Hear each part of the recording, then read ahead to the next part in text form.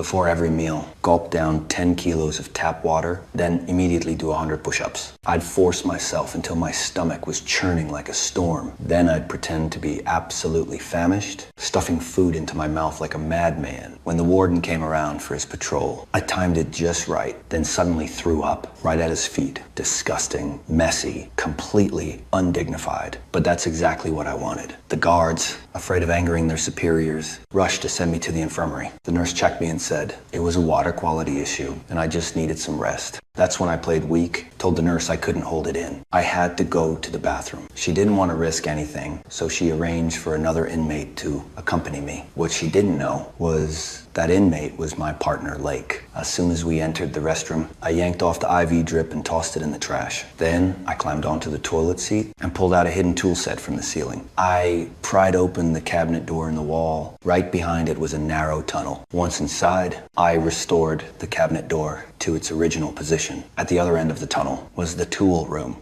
Lake and I pulled out 2 pre-prepared wooden frames, lay inside them, and hid beneath a transport vehicle. That way, we could avoid the guards' inspection mirrors.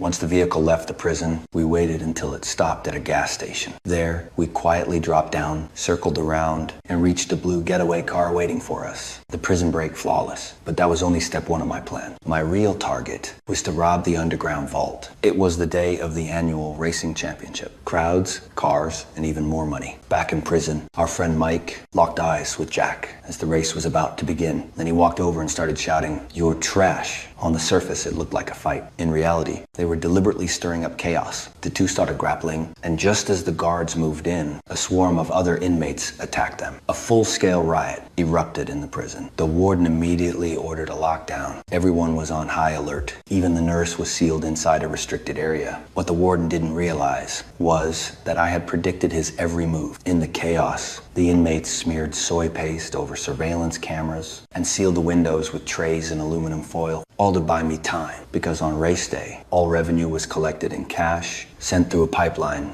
to the underground vault, and only after the race ended would the armored trucks take it away. To force everyone to use cash, my partner had already planted a homemade bomb at the signal base station. With one blast, the entire network was crippled. No QR scans, no card swipes, cash only. A lake, and I slipped into the garbage chute and arrived at the construction zone on B1 level, where Jimmy had been waiting and hiding. Our plan was to blow open the pipeline and use a high-powered vacuum to suck all the money out. I pulled the materials from my backpack, quickly prepped the explosives, then packed the bomb into a canister and slid it down the pipeline. The moment it hit the bottom, a massive explosion rocked the vault.